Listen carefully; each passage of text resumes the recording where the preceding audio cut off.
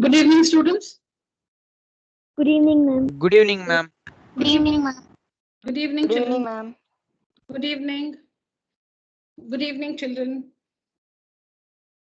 So today we are starting a new chapter, statistics. Let me just introduce the meaning of this term, statistics. There are many other terms which will be new to you in this chapter. I don't want to define every term. Let's take up a question and understand the meaning of different terms used in this chapter with respect to the question. So that will be more clear than just looking into the definitions or the understanding of the terms without a question. So as in when we take up a new question, we will understand the meaning of the different terms used in this chapter. So before all that, what is statistics?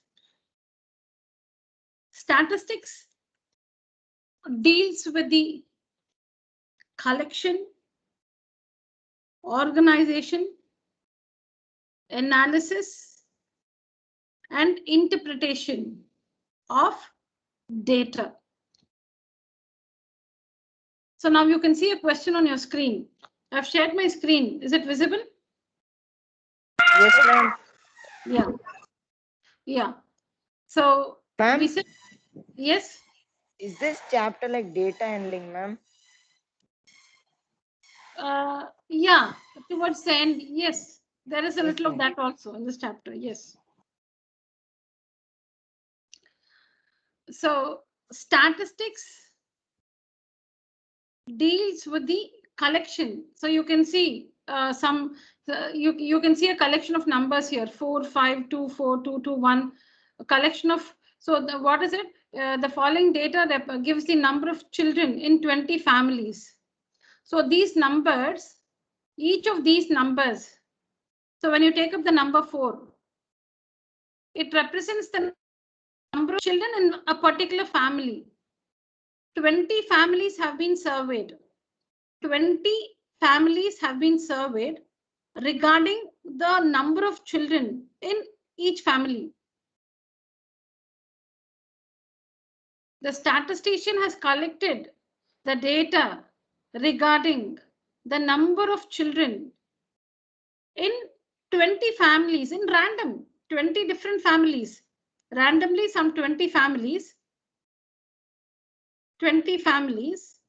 the data, every number in the data represents the number of children in each family. So say the first family, number of children in the first family, 4. 20 different families. So the number of children in the second family surveyed, 5. The second family surveyed, meaning the statistician might have personally visited the families to get the data, or must have picked the data from the stored information from the record available somewhere. So in government offices, so if the statistician visits a school, then he can get different kind of information. He can collect the data regarding the weights of a student, of students in different classes, height, weights, marks. So the data which is to be collected may be readily available somewhere, or maybe he has to go and get the data personally. Maybe he has to, now in this case, maybe he had to visit 20 different families, say in a particular locality, and he had to visit every family there to get the number of children in that particular family. So in this case, it is, the data is called primary data. Primary data because the statistician, the investigator himself has visited the families and he's sure about the numbers he's collected. So in this case, the data is said to be primary data because he's collected the details on his own by visiting the families personally. Now, in another case where if the data has already been saved somewhere, some record, somewhere, in from some office, government office, or some particular place, this data is readily available, say. So if the statistician gets the data from the books where it's already stored, the details are already stored, then that data is called secondary data. Now say we'll just assume this, that at the beginning of the year, so when your academic year begins, all right, now you are, say, students of a particular school. We'll just assume that all of you are students of a particular school and all of you belong to 9th standard A section. We'll just assume so. All of you go to a particular school and you belong to 9th standard A section. So now say that this is a custom at the beginning of every year, every academic year, the school, meaning the students are supposed to stand on the weighing scale and get their weights checked. All right. So academic year, so April 1st, your school has reopened on April 1st, and your students of class 9A, and each one of you stand on the weighing scale and your weight is recorded by the teacher, which is kept as a record in the school. Now weight is not going to be the same throughout the year, right? The value, it can go plus or minus. Say if you weighed 45 kgs, after 2-3 months, you may weigh 46, or maybe you will still weigh 45, or you might lose weight for some reason. You think you are fat and you exercise a lot and you wanted to lose weight. So this weight factor is not going to be, the age will be fixed. The age meaning it can only increase in months, and that can be, so say as on a particular date, if your age is something, after 2 months, it's easy to get the age precisely. But when it is weight, you have to actually check. When it is weight, you have to actually stand on the weighing scale and check your weight. So now the school has the record. The school has the record of the weights of all the students. Now we're talking about your class. The school has the record of the weights of the students of class 9A, which was collected or which was recorded in April. Now an investigator visits your school, say towards December. So some 7-8 months down the lane, a statistician and investigator comes to your school, and the school provides the details regarding the weights of students in class 9A from the record. From the record, the statistician just writes down whatever weight was recorded, he just writes down. So this is secondary data, and it's not very reliable because the student might have put on weight, might have lost weight. So this data is not reliable. This is secondary data. Getting the data from a source where it is already available is secondary data. Primary data is if the investigator visits your school and actually checks your weight at that time. That will be primary data. But he has not done that. He has no time for that. So he just meets the principal or the concerned authority, and that person from the book of records just gives the weights of the students, which was recorded in the month of April. So now this is secondary data, which is not reliable. Primary data is reliable. So data is the information collected. Data represents the information collected. So here on the screen, you can see the following data gives the number of children and 20 families. So you can see 20 different numbers. You can see 20 different numbers. Each number represents the number of children in a family. So now we have understood only the collection part of statistics. Statistics deals with the collection. Now what is organizing? See, this is what is the definition. Statistics deals with the collection, organization, analysis, and interpretation of data. Data is the information we collect. So we understood data. Now these are the 4 stages: collection, organization. So what comes after collection is organization. Statistics deals with the collection, organization, analysis and interpretation of data. Data is the numbers which you see on the screen. Now here the data is regarding the number of children. The data collected is regarding the number of children in 20 families. Data collection, you can see data has been collected, you can see it on your screen. So collection is that. After collection comes organization. Why should data be organized? Data is organized because, okay, so now you have, you have so many, storybooks at home. You want to, your bookshelf is, the books are scattered. It's not organized. The books are lying here and there. And every time you want to pick a book, you'll have to, lift every book and see see what the book is about. You spend a lot of time in picking that particular book which you want. But if your bookshelf is organized, say you have, stacked up your English novels, then your Hindi novels, and whatever languages you read. So you've made different stacks. Or say you read only English novels and you've stacked them based on the theme, fiction, real stories, whatever, or based on the authors. So all Enid Blyton books in one stack, like that, So you have your own basis of stacking up, organizing. So when your bookshelf is organized, it's easy to pick a book.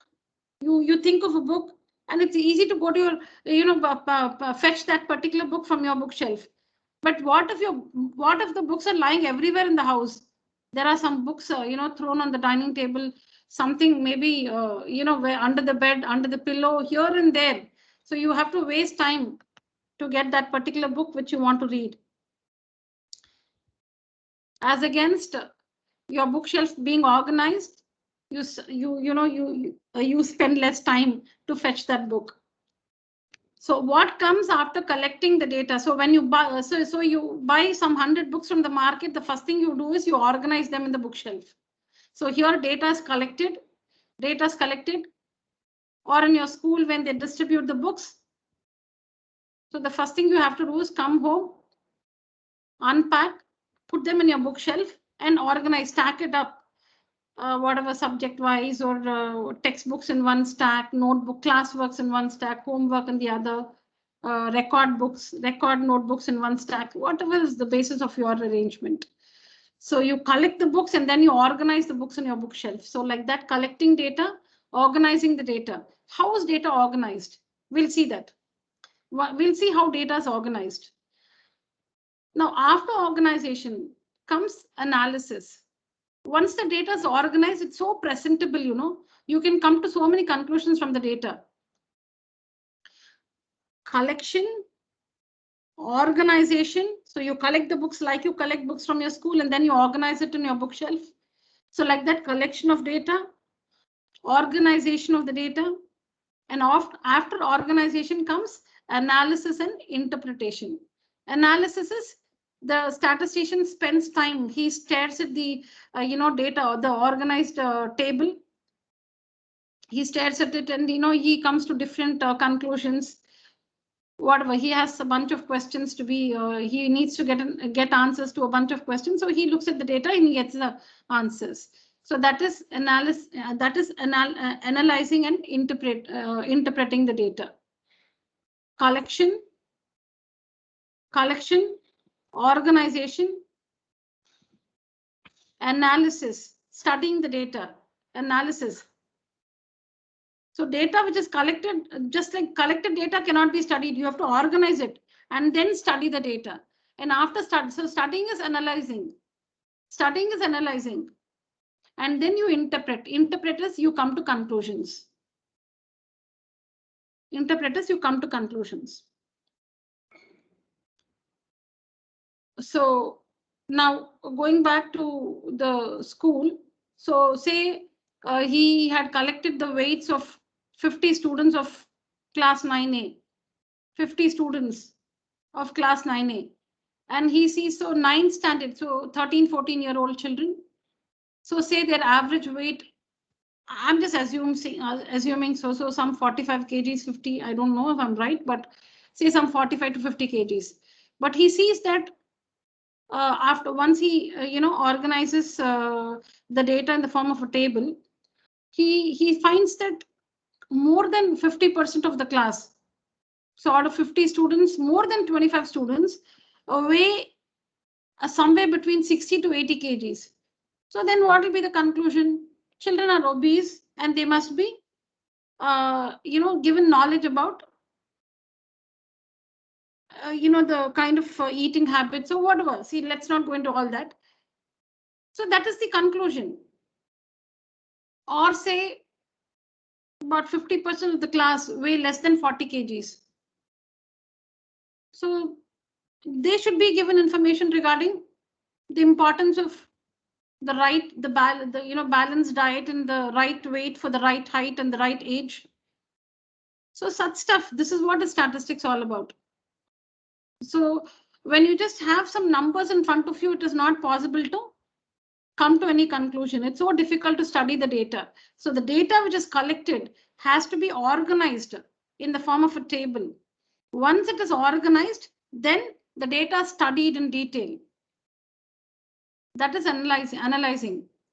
And then the statistician or the investigator comes to conclusions. So collection, organization, analysis, studying the data, interpretation, coming to conclusions. So statistics deals with the collection, organization, analysis, and interpretation of data. So now what you see, number of children in 20 odd families, odd meaning different families. Now the question is, make an array. Now what is an array?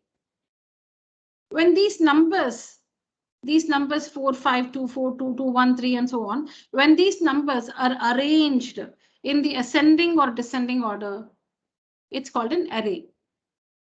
Arranging the numbers, arranging a set of numbers in either the ascending or the descending order, whichever order. Anything is fine. So when you arrange these numbers in the ascending or the descending order, it's called an array.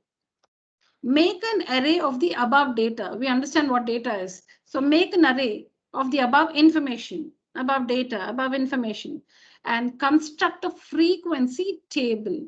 Now, what is this frequency table? What is frequency? Table we understand. Frequency table, all right. So something is tabulated. So something is tabulated. So table meaning something, information is tabulated. The data is tabulated, so table. Okay, so tabulation is fine. We've seen tables, right? Matched. So when you have a question based on matching column A with column B, then you make a table, right? We make a table and we write column A, column B. Yeah, and then we match. So we know what a table is.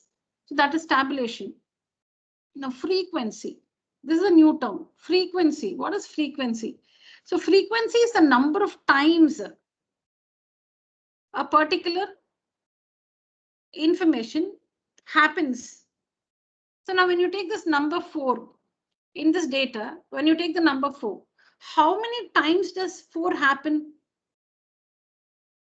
Look at the screen and tell me how many times? 3 times. 3 times. 4 happens 3 times. 4 happens 3 times. 4, 4, 4. Yeah, 4 happens 3 times. So the number of families with 4 children is equal to 3. The number of families with 4 children is equal to 3. There are 3 families with 4 children each. Correct? So the frequency pertaining to the number 4 is 3, because 4 happens 3 times. The number of times 4 happens 3 times. The number of times a particular entry occurs in the data is the frequency. The number of times a particular number happens in the data is called the frequency. So when you're asked to find the frequency of 2, what is the frequency of 2? How often does it happen? How many times does it happen? What's the frequency of times. 2? 5 The times. frequency of 2 is 1, 2, 3, 4. No, 1, 2, 3, 4, 5, 6 times. 2 happens 6 times. No mistake. Yeah, so 2 happens 6 times. So that means there are 6 families. There are 6 families with 2 children in each family. Yes. Now let's see how to make the frequency table. So make an array. The first thing is you'll have to arrange the data in the ascending or the descending order and then construct a frequency table. So this is like you're organizing your books. It's all here and there in your house. Few books are in your school bag. Okay, so like that. So now you're organizing. So this data, the data is called raw data. Now this data is called raw data. Raw data because it's just collected. It's just you just have a bunch of numbers with you. It's not possible to come to any conclusions with this. You need to organize it. And organization is done with the help of frequency tables.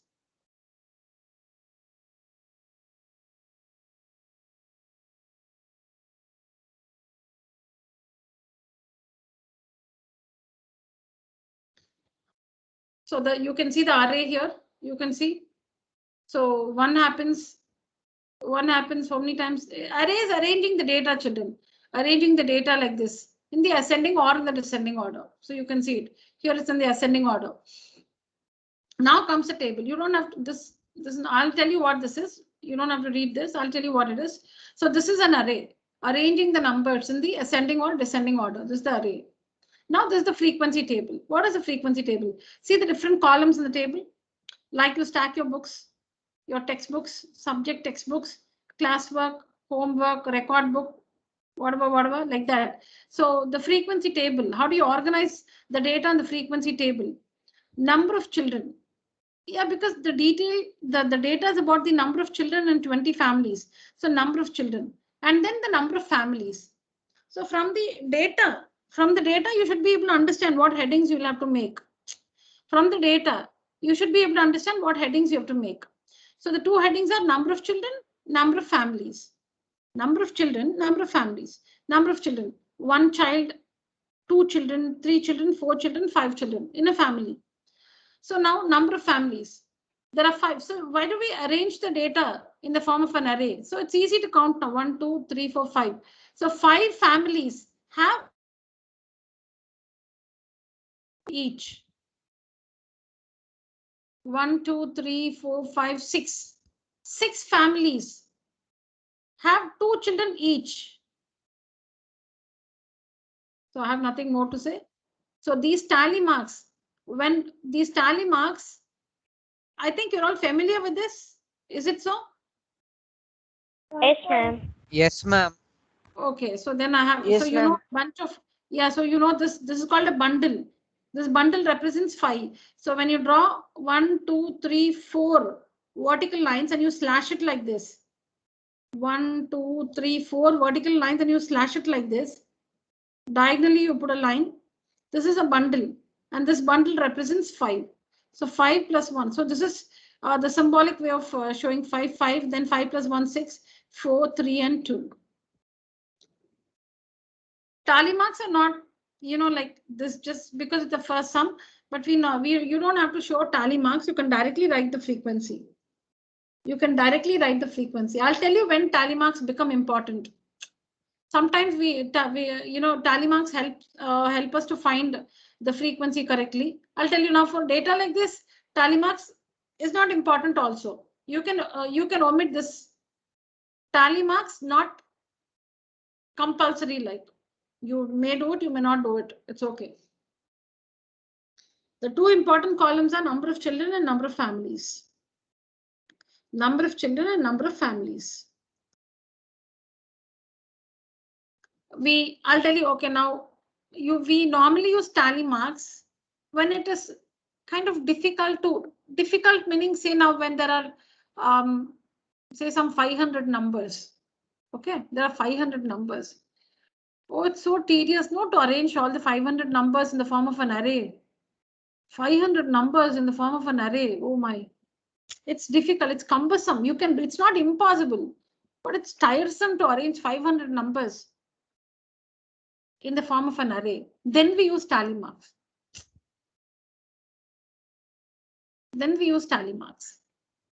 tally marks are helpful. So here, the question is arrange the numbers in the form of an array. So you already know 1, 2, 3, 4, 5. Number of families 5 for the first one. Then 1, 2, 3, 4, 5. Oh, sorry, 1, 2, 3, 4, 5, 6 for the second one. So tally marks do not make much sense here. Okay, meaning you can directly write the frequency without the tally marks. Yes, write on the question. Leave about 2-3 pages for the introduction. I'll share the introduction tomorrow. I'll share the introduction. Whatever I've been telling you, I'll share the notes with you. So give the heading statistics, the name of the chapter statistics. 2 to 3. If you're using a long sized notebook, some 2 to 3 sides. Or if you don't mind writing the introduction later in the middle, fine, you don't have to. So that's left to you. Now write down this question and do it yourself. So array, you understand. Array, you understand how to arrange. And then in the table, you must, the minimum show 2 columns, number of children, number of families. And that is the frequency table. Do it. Ma'am, do you want to use long size note for this? No. I'm just telling you, whatever book, whatever you're using right now. I'm saying if you're using, I said if you're using a long notebook, you might need about 2 to 3 sides to write out the introduction. Ma'am, can we omit the tally marks? Yeah, you can omit it. Yes, you can omit it.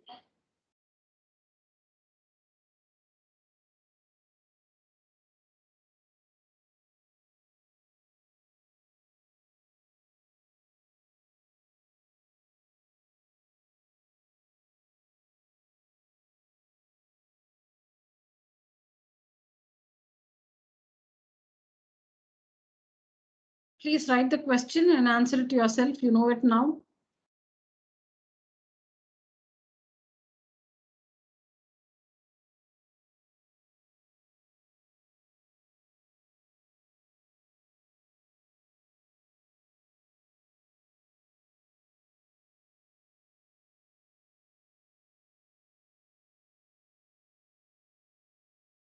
Ma'am, we must make the frequency table and send you, ma'am.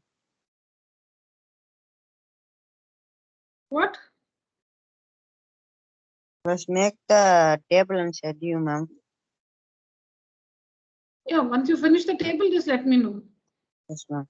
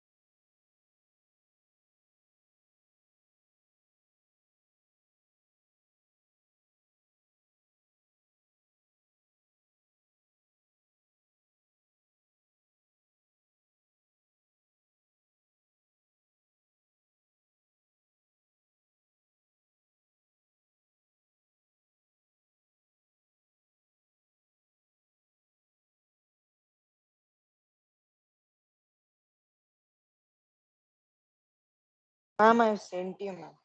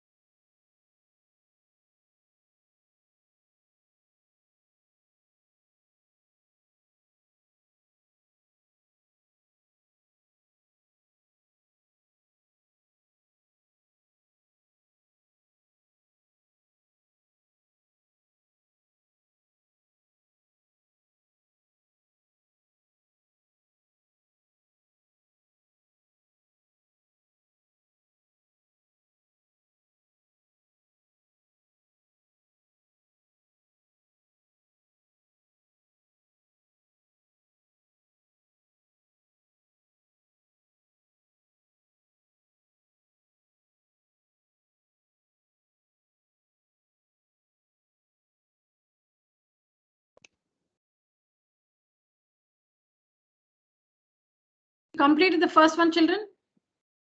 Yes, ma'am. Tarun, are you there?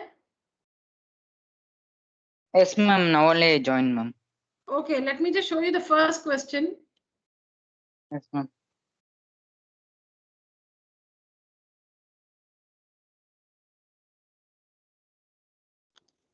Please write down the question. I'll tell you the details which you have missed. I'll tell you later. Maybe Yes, not during the class. I'll let you know later. Now, please write down this question. Yes, ma'am. Yeah. I will take screenshot. All right. Yeah, that'll be fine. Yeah.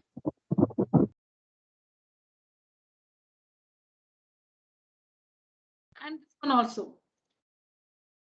Take a screenshot of this one also. Here you see the answer, the question and the answer. Yes, ma'am. I took, ma'am. Yeah.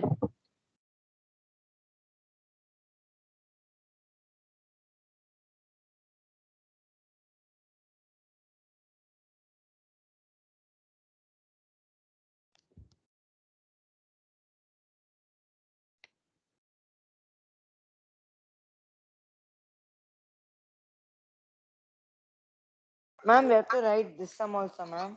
Yeah, just write the question. Yes, ma'am.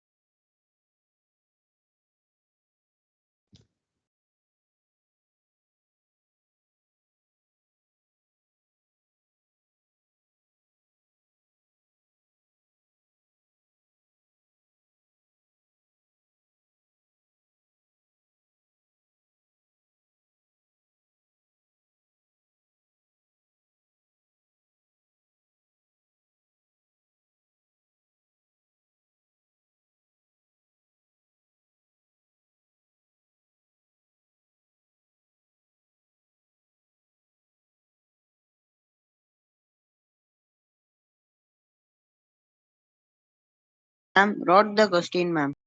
Yeah. So now let's understand the meaning of these two terms, grouped data and ungrouped data. In fact, ungrouped comes first and then grouped. So ungrouped data and grouped data. Now what you just saw earlier, when you answered the earlier question, when you answered the question earlier, you had two columns and that table is called a frequency table. That table, I'm talking about answer one. In answer one, the table which you prepared is called a frequency table. It had two columns. You can ignore the tally marks column. It had two columns. The first column, number of children. Second column, number of families. Now the data is about the number of children, right? It's about the data. The data is collected regarding, because the statistician wanted to find the number of children. It can be in 20 families, 50 families, 100 families, 1000 families. But what is fixed is the number of children. He wants to study about the number of children. The data is about that. The number of families can be different. It can be 10,000 families, 50,000 families, but the data is regarding the number of children. Number of children. So the data was regarding the number of children, and in question number 1, in 20 families. So the data was about the number of children, right? Now the first column, the first column heading was number of children. The second one, number of families. Now this number of children, we just listed the numbers like that. One child, 2 children, 3, 4, 5. We did not, the data was, whatever is the number, we reflected the number straight away. So when I explain grouped data, then you will understand what is ungrouped. So when the numbers are reflected like that, you know, when the data is not condensed. Now again, you cannot get the meaning of these terms. When you understand what is grouped, you will immediately understand what is ungrouped. So the first answer is an example of ungrouped frequency table. I haven't explained, children. I'm sure I have not explained. I'm just telling you, when you understand grouped, you will understand what is ungrouped.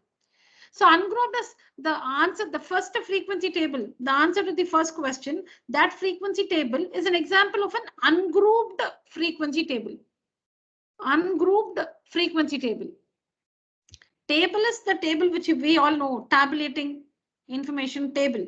Frequency table because it shows the frequencies. How many families? It shows the frequency. So frequency table. Ungrouped because in the first column,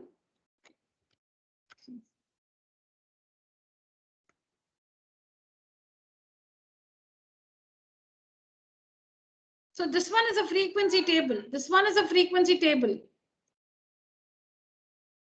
It shows the frequencies, number of families against the number of children. So the data is primarily about this one. How many children? So that being one column, and the other column being the frequency, the number of families. 1 child, 5 families. 5 is the frequency. So now this table is a frequency table. It's a frequency table. And here, if you see the data, number of children, you can see that the number is reflected straight away. 1 child, 2 children, 3 children, 4 children, 5 children, 6 children, 7 children, 8 children. Now this is, here we say that the frequency table is ungrouped. Now when I introduce group to you, it will be clear why this is called ungrouped. So this is an example of an ungrouped frequency table or ungrouped frequency distribution. You can say table, you can say distribution. This is an ungrouped frequency table or ungrouped frequency distribution. Now let's see what grouped looks like. Then you get the difference.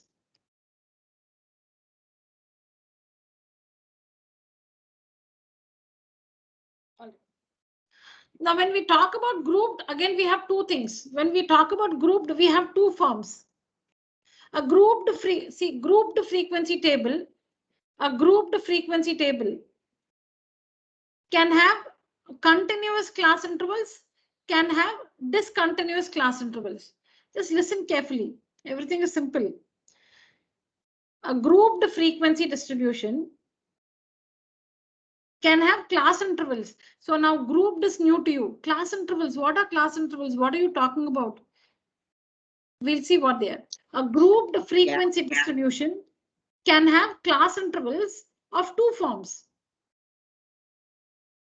Continuous, discontinuous. Continuous, we say, is exclusive form. Discontinuous, we say, is inclusive form. Now let's answer the second question and understand. Let's answer the second question and understand what is a grouped frequency distribution, What is a grouped frequency distribution in exclusive form and what is a grouped frequency distribution in inclusive form? We'll answer this question to understand what is meant by a grouped frequency distribution or a grouped frequency table. What do we understand by grouped frequency table? We'll see that. And in grouped, we said we have two. We have continuous and discontinuous. Continuous means exclusive. Discontinuous means inclusive. What are they? So we'll answer this to understand all these. Now again, you see here, you see some data here. The following data gives marks out of 50 obtained by 30 students of a class in a test. The following data, this one, gives marks out of 50 marks obtained by 30 different students of a class in a test. So this class has 30 students. The test was conducted for 50 marks. So one student has got 30 out of 50, another student has got 27 out of 50, 17 out of 50, 37 out of 50, 46 out of 50. There's nobody. Okay, nobody has got 50 on 50. All right. And neither has anybody got 0, but there is one person who's got 1. All right. So like this. So the following data gives marks. These are the marks. These are the marks out of 50 marks obtained by 30 students of a class in a test. All right. Now, what are we supposed to do? So this is raw data. This is raw data. Now, what should we do with this? Arrange them in ascending order. Okay. So there are just 30 numbers. No, 30 students. 30 students. So 30 numbers. It's easy to arrange. Let's arrange. Okay. Arrange them in ascending order. You're not given an option. Arrange them in ascending order and present it as a grouped data. So present it as a group. Why should you present it? Because that's what we do with data. Data is always presented. Data is always organized. That's what we always do with data. Raw data is always organized in the form of a frequency table. Raw data is always organized in the form of a frequency table. So that's what we're doing now. That's what we are asked to do now. Arrange them in ascending order and present it as a grouped data in these two forms. So you know how to arrange it in ascending order. And then now let's see what group data is. So group data meaning we condense the data. What we do is because now what is the difficulty? The difficulty is we have different numbers. Now, if we use the earlier technique for this one, the earlier technique meaning the method used in answer 1. If we use the method used in answer 1, then we have to write 1, 2, 5 in the first column. In the first column, we have to write 1, 2, 5, 6, 8, 9, 10, 12, 13, 17, 19, 21, 23, 25, 27, 30, 33, 30. My God, very lengthy. That is why we don't go for an ungrouped table. We go for a grouped table because you can put some values in one particular class interval. Because see, there might be children who get 27.5, 27.25 when the teacher does not round off the marks. So 27.3/4. In nowadays, we used to get 27.3/4, 27.25, 27.5. So you just imagine it's so difficult and there's no point. It's like, you know, you organize your bookshelf. You know how you organize? You stack one by one. You don't stack the books. You keep it. You place one book in a one. Then how much you need one big room of shelves. If you don't stack it up, if you don't stack up the books, how do you save? Say you have to put all the books on your study table. Say there is no, because you don't, your wardrobe, your shelves are full of clothes. There is no place for your books. And say the only space where you can put your books is on the study table. And you keep it one. You don't stack it. You keep it like you put one book everywhere. Then there's no place. Then you'll have to arrange it all on the floor and all that. You have to stack up your books. Only then you have some space to keep all your books, to organize all your books. So like that in this case, if I have to write out 1, 2, 5, 6, 8, 9, everything individually and write the frequency against it, it's going to be so cumbersome. It's going to be so lengthy also. And and it's not possible to, analyze the data efficiently. So there is a need. So the need to use grouped frequency table arises because of the difficulty in listing out the numbers like that. 1 mark, 1 student, 2 marks, 1 student, 5 marks, 1 student, 6 marks, 1 student. You understand what I'm talking? 6 is the data, 6 marks. How many students? 1 student. 8 marks. How many students? 1 student. 9 marks, 1 student. 10 marks, 1 student. 12 marks, 3 students. 13 marks, 1 student. 17 marks, 3 students. Now imagine the table is, this is just for 30 students. In one test, 30 students, the table is going to be so lengthy. This is not called organization. This is not called organization. Organization itself, you understand what is organization. You have to present it effectively. So here when you use ungrouped frequency table, it becomes ineffective. So how do we, what is a grouped frequency table? How do we use it? So what we do is we use class interval in a grouped, I'll tell you what is exclusive. In a grouped frequency distribution,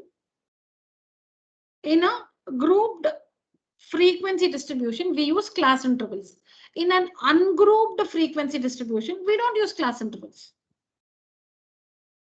In a grouped frequency distribution, we use class intervals. In an ungrouped frequency distribution, we don't use class intervals. So like one child, 5 families, 2 children, 3 families, 3 children, so many families, like that. We write that number as it is, 1, 2, 3, 4, 5 as it is. So here we don't write the marks as it is. We don't write 1 mark, 2 marks, 3 marks, 5 marks. No, 0 to 10 marks. How many children have scored 0 to 10 in this range?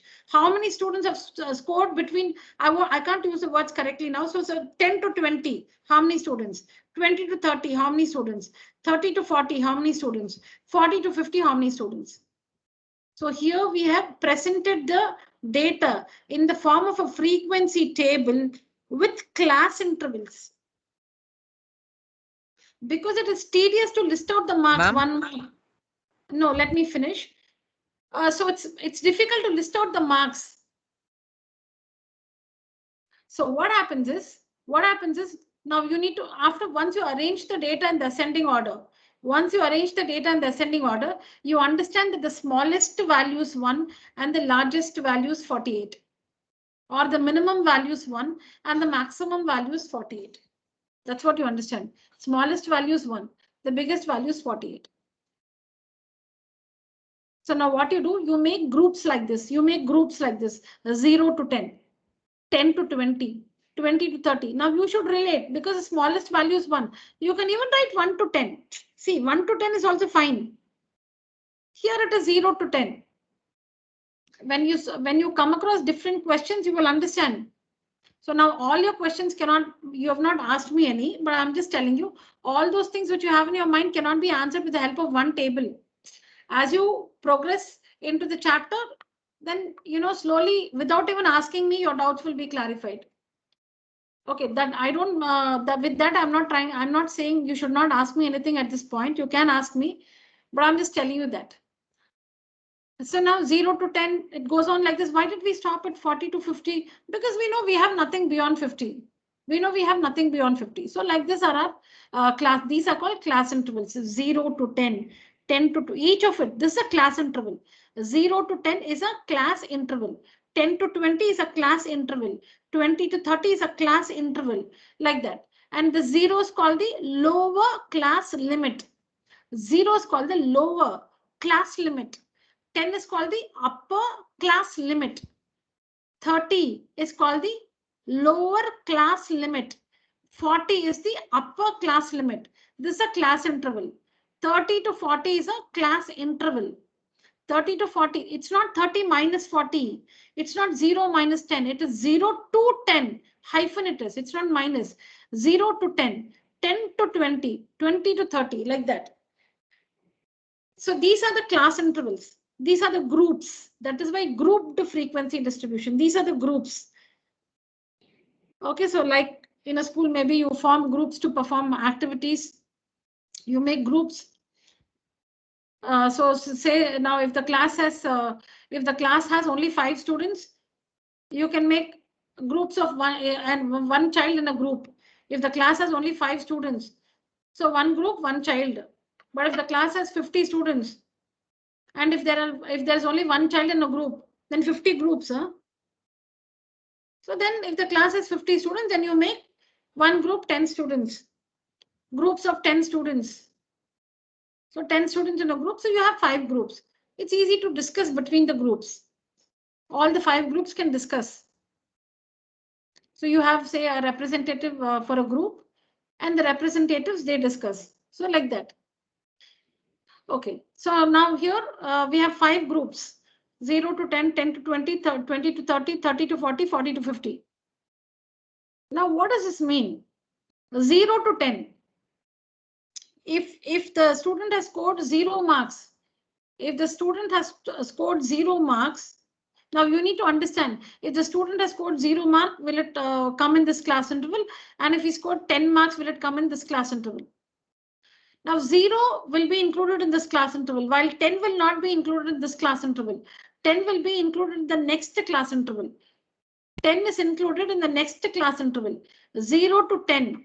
0 to 10 has only these marks. 0, 1, 2, 3, 4, 5, 6, 7, 8, 9. Only till. See now all these numbers here which you see are all natural numbers. Anything less than 10. Now here you don't see any decimals here. Any value less than 10 will fall here in 0 to 10. 10 will not be included here. Anything less than 10 will fall in the first class interval. Here 10 will be included in this class interval. 10 will not be contained in this class interval. The upper limit will be included in the lower limit of the next class interval. The upper limit is included in the lower limit of the next class interval. So all values less than 10 will fall here. Now here 10 will be included here. 20 will not fall in this class interval. 20 does not belong to this class interval. 20 belongs to this class interval. So all values less than 20. 10, more than 10, less than 20. 10 will be included here. 10 will be included here. More than 10, but less than 20. The values in 30 to 40, 30 will be included here. Anything more than 30, but less than 40. That's how the groups in the in exclusive form behave. This is what is exclusive. That is, you can see that they are continuous. The class intervals are continuous. 0 to 10. There is no break. 10 to 20. No break. 20 to 30. 30 to 40. 40 to 50. They're continuous. They're continuous. And why the term exclusive? Because the upper limit is excluded from that class interval. The upper limit is excluded. I'll repeat all that I said, children. I'll repeat because every term is new. I'll repeat all this. Why is it exclusive? Continuous because see, when you read it 0 to 10, 10 to 20, you're continuing from where you stopped. You are continuing from where you stopped. So continuous. 0 to 10, 10 to 20, 20 to 30, continuous. You are continuing from where you stopped. So continuous. Why exclusive? Because the upper limit is excluded. Excluded meaning not included. Because the upper limit is excluded from that particular class interval. The upper limit, see 20, we write 10 to 20, but this 20 is excluded. It's not included in that class interval. It's excluded. That's why exclusive form. So the frequency table coming again, the frequency table which we saw in answer 1 is called an ungrouped because it didn't have class intervals. The frequency table which we used or which we constructed in answer 1 is an ungrouped frequency table. Ungrouped because it does not involve class intervals. It does not have class intervals. When you prepare a frequency table, with class intervals, it's called a grouped frequency distribution. A grouped frequency distribution is of two types. Exclusive form, or you can say continuous, discontinuous, or exclusive form, inclusive form, the other names. Now what you just saw is a grouped. You say grouped when you see class intervals. If you can see class intervals, it's grouped. So grouped frequency table or grouped frequency distribution. What you see on the screen now,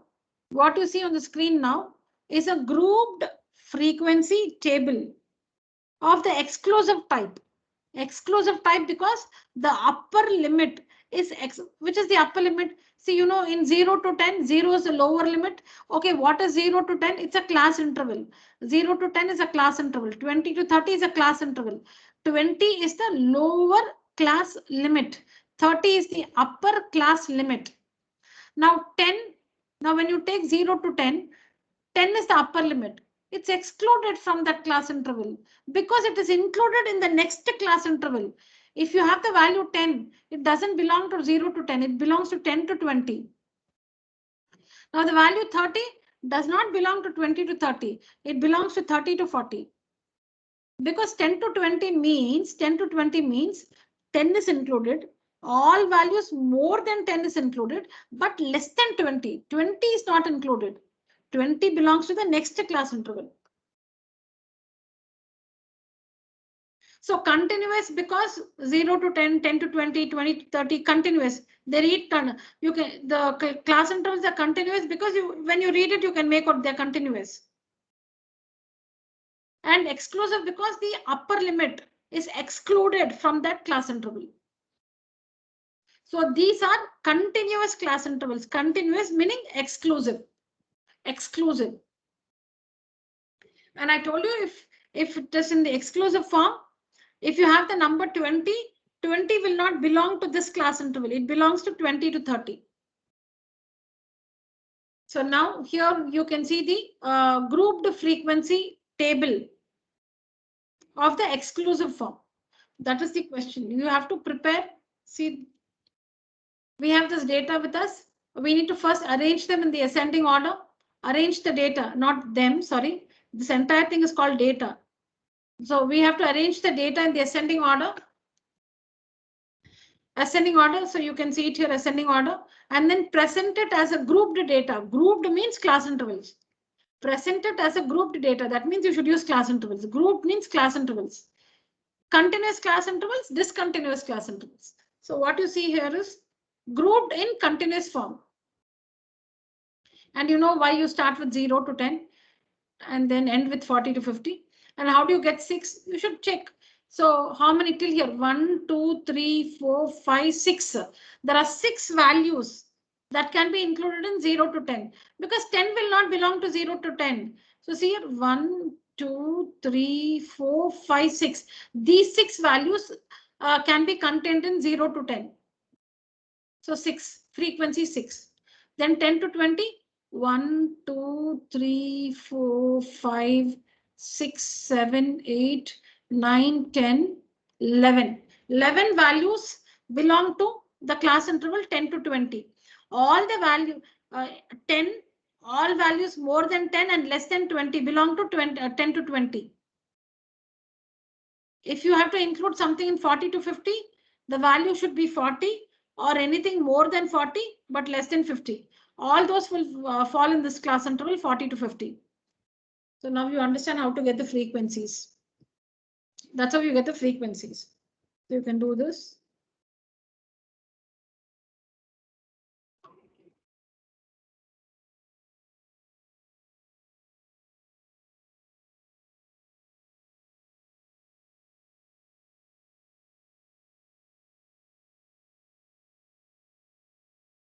Just prepared it today, so I did not organize it. I have not organized. That's why I'm just fumbling here and there. Yeah, so that's what that portion where I prepared the other one, you know, I think it's missing. You don't see it here. 1 second, let me just check. Exclusive is here, inclusive.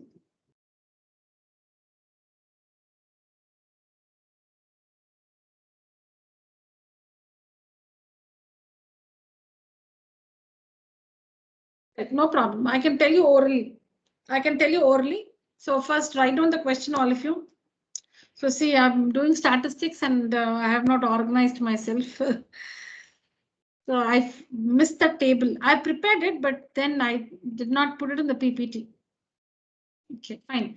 Now what I want the class to do is write down the second question. Then prepare the table, which you see here in the exclusive form. I'll tell you, I'll dictate or orally tell you. You cannot see it on the screen. We'll also prepare the grouped frequency distribution in inclusive form. Please finish this first. Ma'am, may I ask a doubt? Let's just finish it, no, Shreyas? Okay, ma'am. Yeah, please finish it. Let's come to the end of the second answer and then all your questions.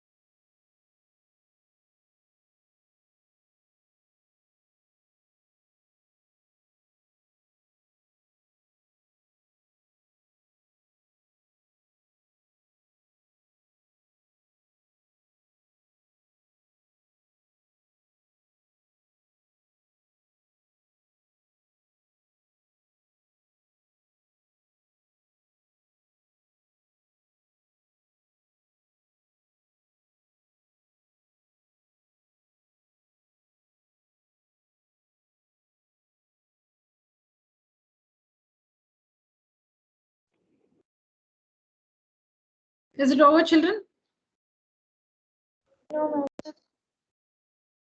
No? No, I Yes, ma'am. hope you're not writing all this. That's why I try to cover that.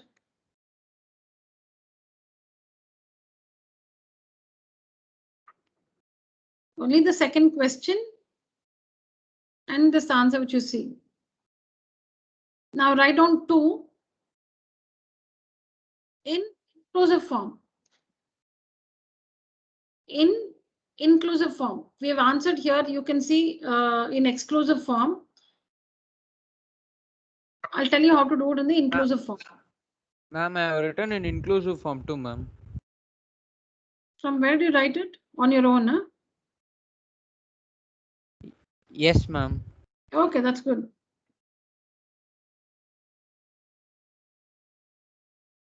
Yes, children, write on the class interval, make a table like this. Make a table as you see here. 2 in inclusive form. Make the same, make a table like this. Marks, class interval, number of students, frequency. Here, what you see under class intervals, there is the marks of 0 to 10 marks, 10 marks to 20 marks, 20 marks to 30 marks, 30 marks to 40 marks. So marks, and the frequency is the number of students. 6 students have scored in this range. 11 students have scored in this range. Yeah, now the class intervals 0 to 10, write down 0 to 10, 11 to 20, discontinuous, no? It should not be continuous. This is not one unique set of class intervals, children. You can write it, you can even take from 1 to 10. I'll tell you, we'll do it one by one. That's what it is. It's not that this is the only. Now you might have a question. Why 0 to 10? Why not 1 to 10? Yes, you can say 0 to 10. You can say 1 to 10 also. Let's learn it like this first. 0 to 10, write down.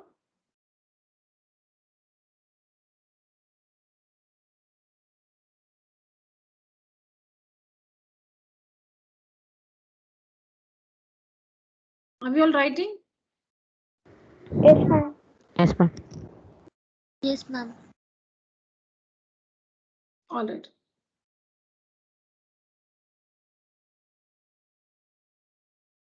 Oh, here nobody's got 0 marks, right? Okay. Nobody's got 0. Oh, sorry, children. Okay, let's make it 1, 2. Since I'm seeing the screen, I'm telling you, yeah. So 1, 2.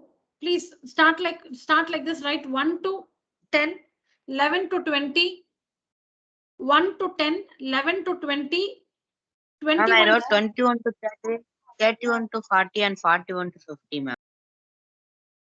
1 to 10, write 1, 11, 21, 31, 41, 50, 41. And then say 10, 20, 30, 40, 50.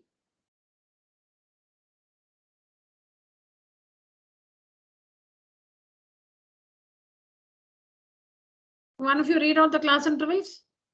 Pranav already read out. Somebody else read. 1 to 10, 11 to 20, 21.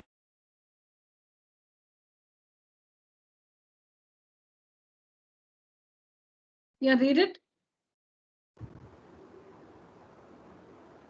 1 to 10, 11 to 20, 21 to 30, 31 to 40, 41 to 50.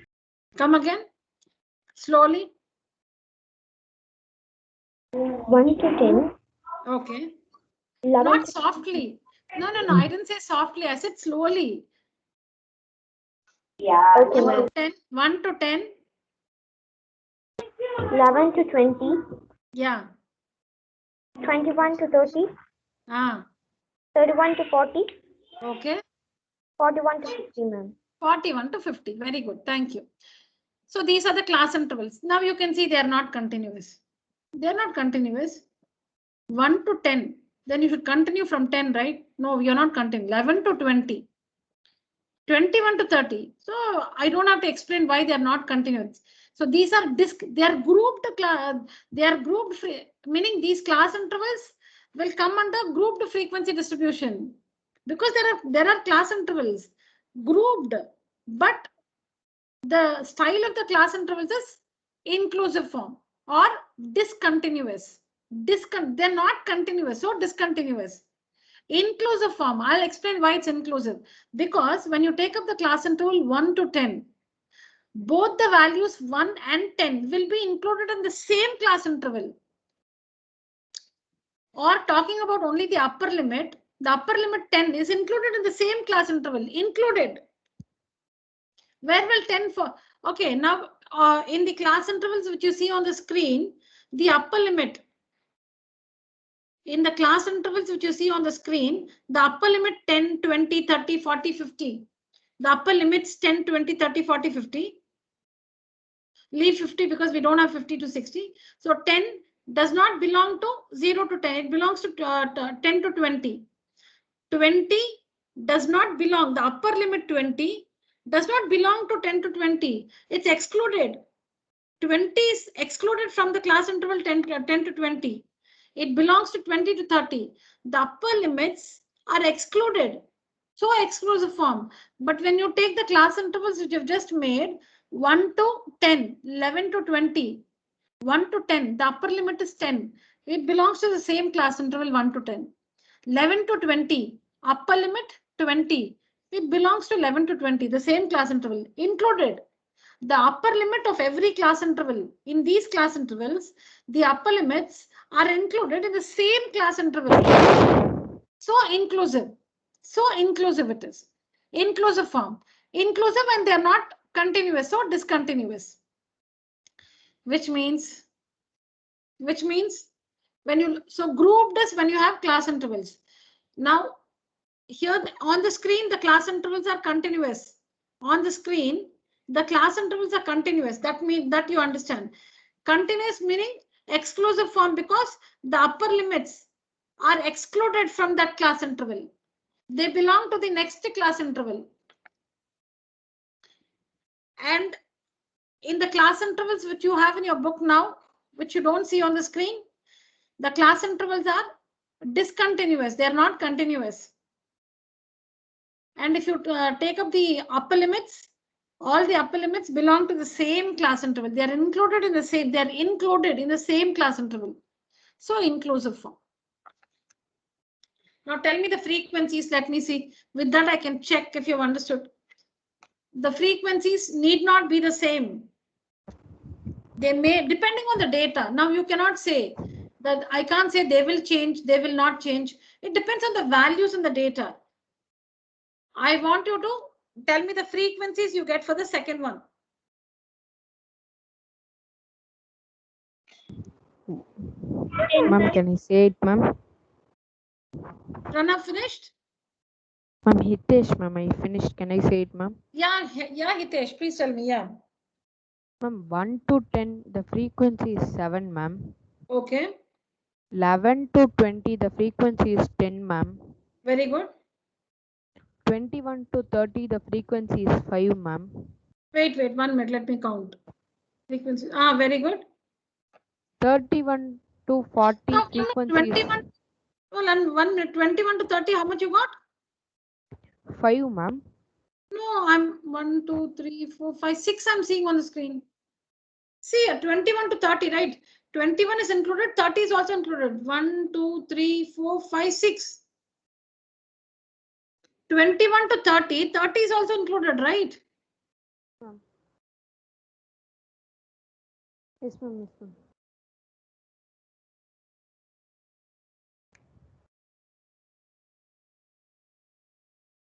Ma'am, 31 to 44, ma'am. Frequency is 4. Okay. And 41 to 50, frequency is 3. Okay. What's the total of all the frequencies? Ma'am, 1 second, ma'am. Total. Yeah. What do you think you should get? Ma'am, 30, ma'am. 30. 30. You must get 30. Yes, ma'am. I got 30. Yeah, very good. Thank you. Yeah.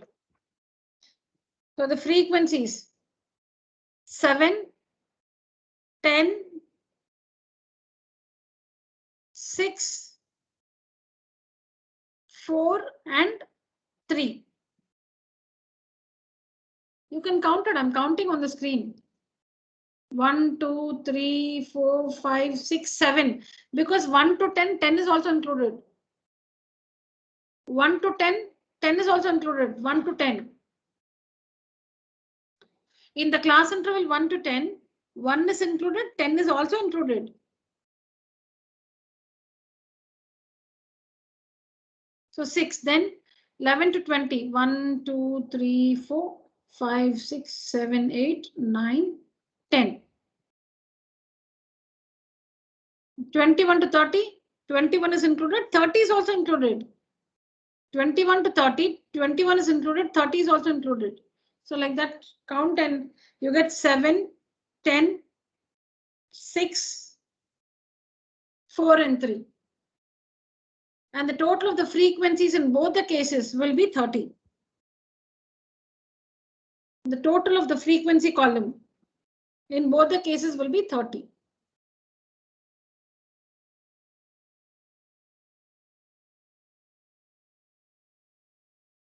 So you got the meaning of statistics. Statistics is a subject that deals with the collection, organization, analysis, and interpretation of data. Data which is collected as raw data. Data can be of two types: primary data, secondary data. If the investigator himself or herself collects the data, first-hand data, first-hand information, like how we say first-hand book, second-hand book. So now I don't know if we buy second-hand books, but in our days, okay, I just belong to the early generation. So we used to get reference books. We never used to buy new books. So there used to, there's a place where you can get used books in good condition for a lesser price. Because reference books may be like 1,000 rupees, 1,500. Parents will not spend. Only tuition fees and school fees. They'll, school fees and the actual book fees they'll spend. Rest, you cannot get reference books, but then you want to refer because the professor has, asked you to refer books. Parents will not get. So then we had to go to the market where we get used books for lesser cost. Yeah, so first-hand book, second-hand book. So like that, first-hand data, second-hand data. First-hand data is like the investigator himself or herself visits, the school or whatever he wants, the data, whatever is the nature of the data. So when he collects it all by himself, it's primary data. When the data is picked from some place where it is already stored, it's already collected and kept as a record somewhere. The investigator just picks the data from there. That is secondary data. Secondary data may not be reliable. Primary data is reliable. It's accurate. It's reliable. Then the raw data has to be. Children, am I audible? Yes, ma'am. Yes, ma'am.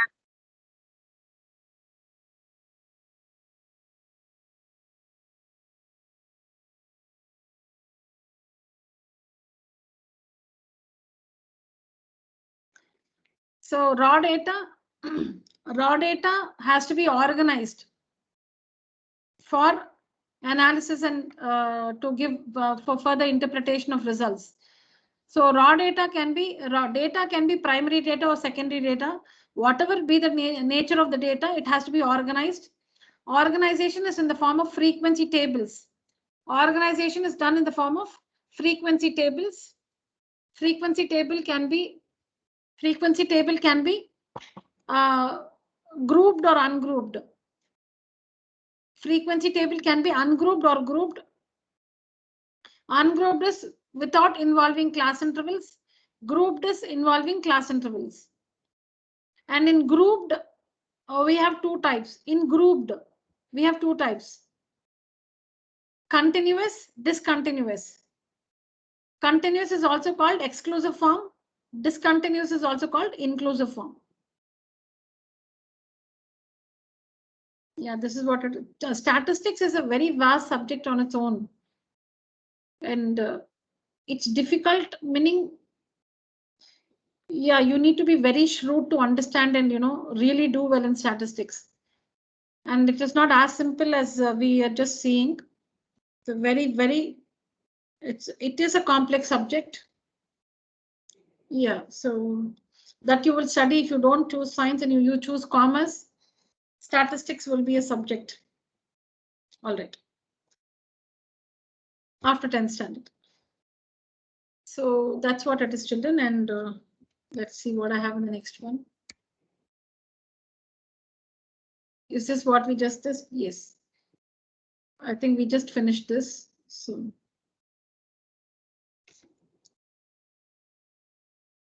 Yeah. Now, Shreyas, your question. I don't know who was that? Shreyas or Hitesh? Ma'am, Shreyas, ma'am, I got clarified. You're not upset with me, right? No, ma'am, I just got clarified after that Okay. intensive. Okay. Inclusive. Yes, ma'am, Okay. inclusive. Yeah, okay. Yes. Test yourself with this one. Test how much you understood or how efficient I was in explaining. Your answers, your correct answers can tell something about me and you.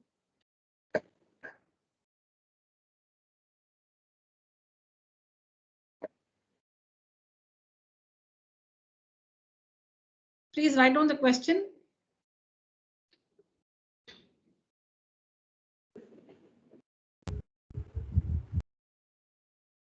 Oh yeah, I missed to say about class size, children.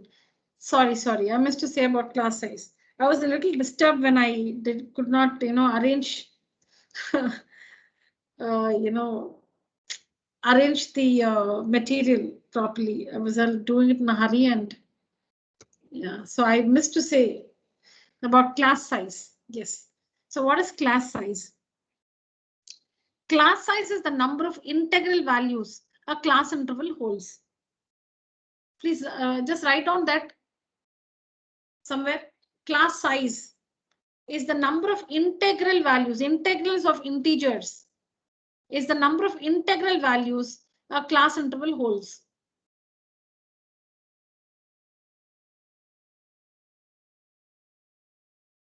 Ma'am, can you say it again? Sorry? Can you say it again, ma'am? Yeah. Class size is the number of integral values, number of integral, INTE, integral, GRAL.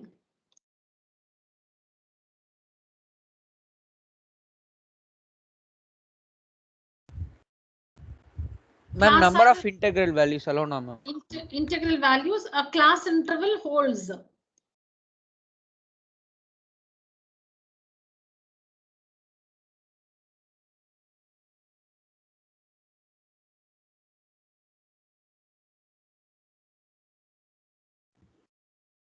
Okay, ma'am.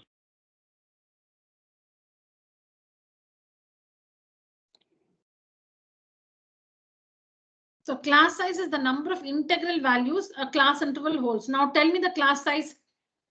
What is the class size in these class intervals? Which you see 1 on to the 48.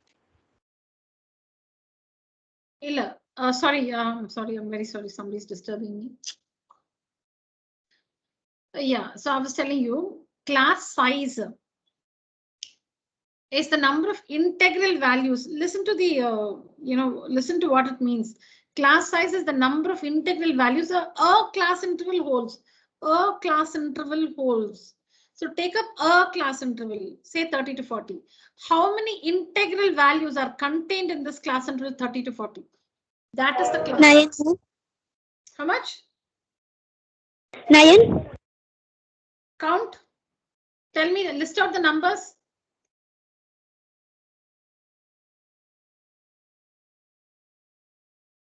30, 33, 37, 39, and 40, ma'am. Hello, I'm saying integral, not odd numbers.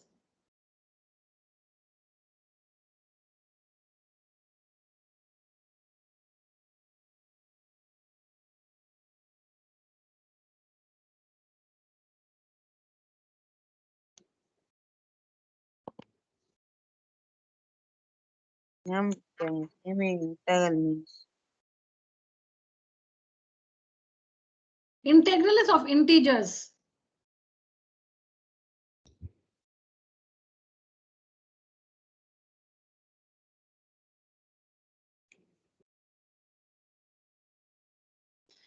So in the class interval 30 to 40, in the class interval 30 to 40, will 30 be included there? Yes, No, ma'am. ma'am. In 30 to 40, Yes, ma'am, it will be. 31, Yes, ma'am. Yes, ma'am. 32. Yes, ma'am. Yes, ma'am. Yeah, stick out your fingers. As we count, stick out your fingers. So 30, 31, 32, 33, 34, 35, 36, 37, 38, 39. Not 40. Totally 10, ma'am. Not 40, because 40 does not belong to 30 to 40. It belongs to 40 to 50. Integers. Now we know that there are infinitely many real numbers lying between 2 rationals or 2 irrationals, whatever. We know there are so many numbers. So class size is the number of integral values. Integral meaning integer values. A class interval holds. So take up a class interval, for example, 30 to 40. In 30 to 40, we have 30, meaning 30 will be included. 30, 31, 32, 33, 34, 35, 36, 37, 38, 39. 10 fingers. 10 is the class size. Now, this is so here the 10 class size is 10, and we mostly prefer class intervals of the same size. Will not change the size like 0 to 10, 10 to 40, then something like 40 to 100. No, will not change the class size. We prefer uniform class size. We prefer uniform class size. So you can see here 0 to 10, 10 to 20, 20 to 30, everywhere the class size is 10. If you pick any class interval, whichever class interval you pick, the class size is 10. That is, when you count the number of integers, you will get 10. Now, when you, as against the one which you, the table where the class intervals are in the inclusive form, just take up 1 to, what I forgot, 1 to 10, right? Yeah, Yes, 1 ma'am. to 10, 11, take up any class interval, 11 to 20, say anything, count 11 to 20. Here 10 to 20, the size is 10. 11 to 20, 11 is included, 12, 13, 14, 15, 16, 17, 18, 19, 20 also. Put one finger out for 20 also, because in 11 to 20, 20 is included. Because the next one is 21 to 30, then where will you put 20? Because if you say, no, I'm not putting 20 here. Okay, then if you go to the next class interval, it's 21 to 30. It doesn't have 20 at all. Then you're forced to put 20 in 11 to 20. So 11, 12, 13, 14, 15, 16, 17, 18, 19, 20, 10. Your finger say 10. I hope you understood the class size. I hope you understood class size. So that's class size or the class width. Yes, ma'am. Yeah, class size or class width. Width, W-I-D-T-H. Now Class can we size do or the class sum, ma'am? width. Yeah, now work this. Yes.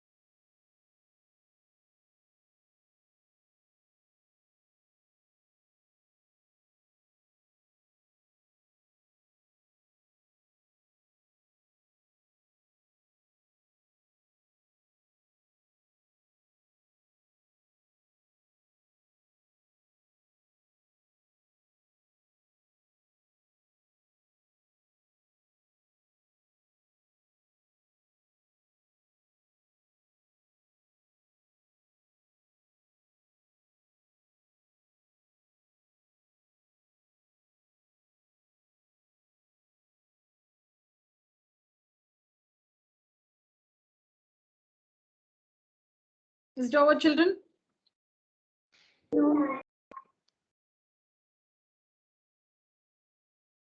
Okay.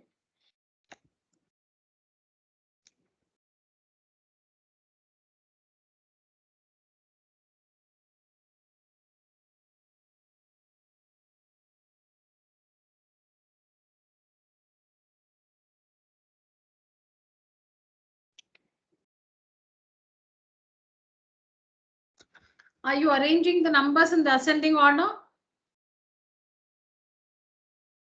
Yes, ma'am. Yes, ma'am. Okay.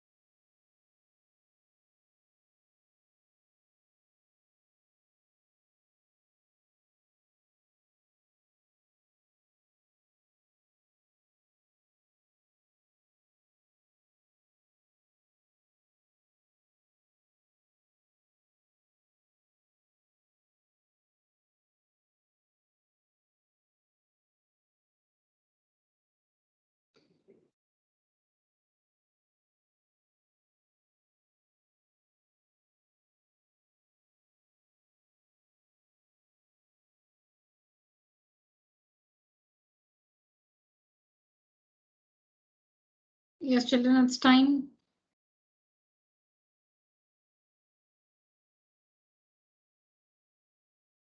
Are you done with arranging the numbers in the ascending order? Okay, so let me tell you how to use tally marks.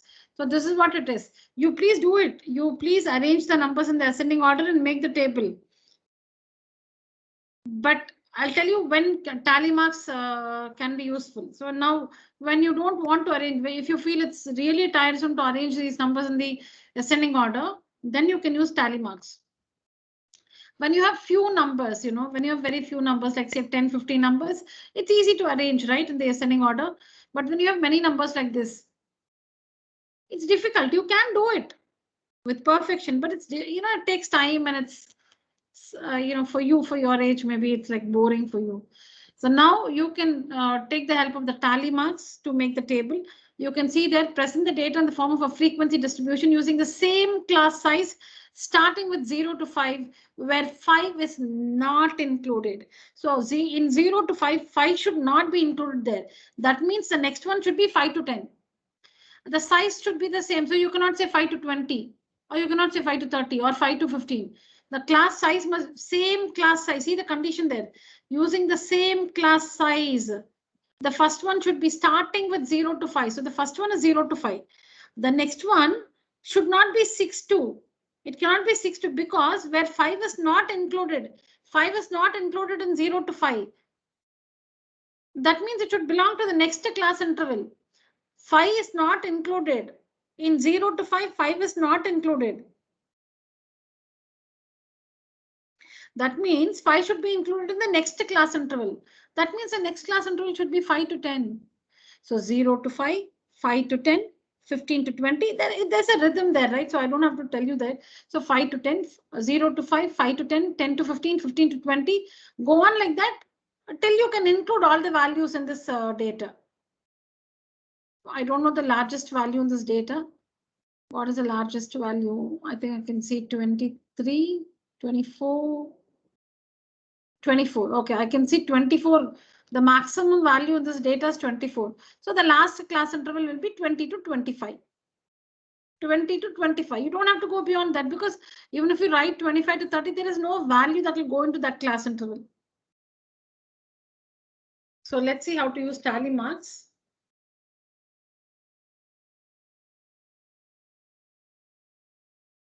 It's here.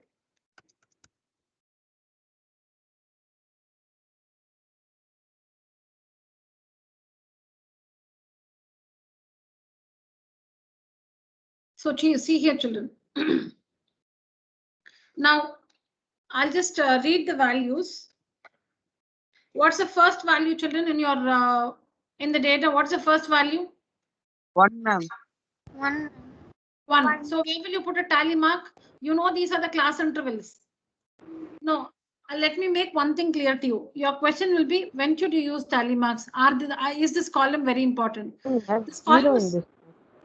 is not. What happened? Ma'am, we have 0 is the starting number, ma'am. Yeah, 0 to 5. Yes, ma'am. But the first value is 0, is it? Yes, ma'am. Yes, ma'am. Not Yes, 1. sir. It's starting Okay. with 0. Okay, starting with 0. Fine, fine.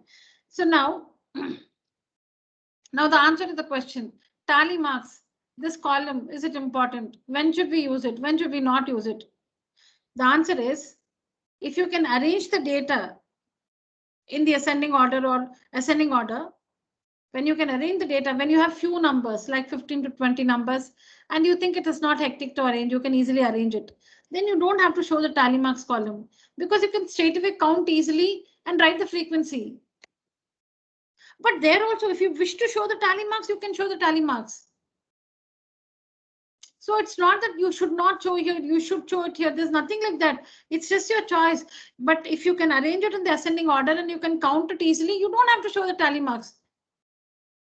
But tally marks become important when the numbers are, when the numbers are, like too many. Like in this case, 40 numbers, 40 different values, nothing is repeated also mostly. So it's difficult to arrange, or it takes a long time. Then you can use tally marks. I'll tell you how to use it. So after writing the frequency, after writing the class intervals like this, 0 to 5, 5 to 10, after writing the class intervals, pick the first number. What's the first number? Not after arranging it in the order. What is the first number? See, you use tally marks when you cannot arrange it, when it's not easy to arrange it in the ascending order, then you use tally marks. Don't arrange it in the ascending order. Don't arrange it. You're finding it difficult to arrange it in the ascending order. Don't arrange it. Then use tally marks. How do you put the tally marks? What's the first value? 23, right? The first value, 23. 23. So where will you put the tally mark? In against 20 to 25. Here you will put one line. 20 to 25, ma'am. Yeah, put a line here. Put a line here. What's the next number? 5. So 5. Where will you put the tally mark for 5? 0 to 5, ma'am. 1, 9, 0 to 5. No. 5 will come in 5 to 10. So put a tally mark. Put one mark here. Put one tally mark here. Then where will you put 12, 16 and 8? 12, 16 and 8. Ma'am, 10, 12 10 will come to here. 15. Yeah. 12, 15. Ma'am, 15 to 20, ma'am. Yeah, and 8. Ma'am, 5 to 10, ma'am. 5 to 10, ma'am. So like that, pick one number. So when you're finding it, when you think you're lazy to arrange it in the ascending order, then what you can do is you can use tally marks. Take a number and put a tally mark against that particular class interval. You understood? Take up a number. So go in the order 23. Put a tally mark against the class interval 20 to 25. 5 against 5 to 10. 12, 10 to 15, 16, 15 to 20, 8, 5 to 10. So like that, keep putting the tally marks. Take a number, put a tally mark against the respective class interval. Understand or no? Yes, ma'am. So take a number and put a tally mark against the class interval in which it will fall. So now when you get 4 marks, cross it to show 5. You already know this, you said. So this bundle is 5. Then if you get another one line beside it, 6. So this one is 6. Read these numbers. 5 plus 1, 6. 5 plus 5, 10. 5 plus 3, 8. 5 plus 3, 8. 5 plus 3, 8. So this is the frequency table. Having grouped, this is a grouped frequency table. Having continuous class intervals. Having continuous class intervals. So you can see the class intervals here, tally marks and frequencies. Tally marks we used, and we did not arrange it in the ascending order.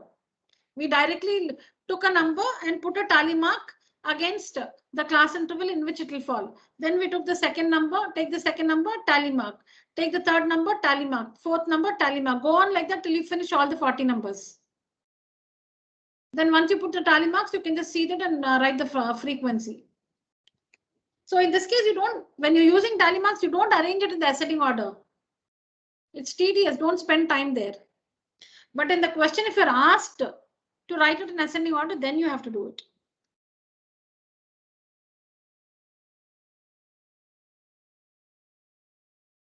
Class, use the emoji. Raise your hands.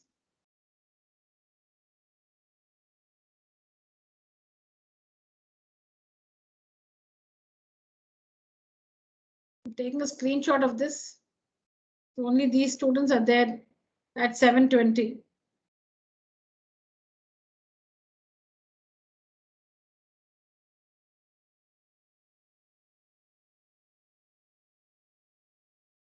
Kanishka, Deepika, Vasudevan, Hitesh, Pranav, Nikita, Sangamitra, Tarun, and Satvika. Okay, Shreyas is not there. Then who else? Okay, let me check and fine. All right, children. So that's it for today's session. If you have any doubts, you can stay back and ask me, else you may leave the meeting. Thank you.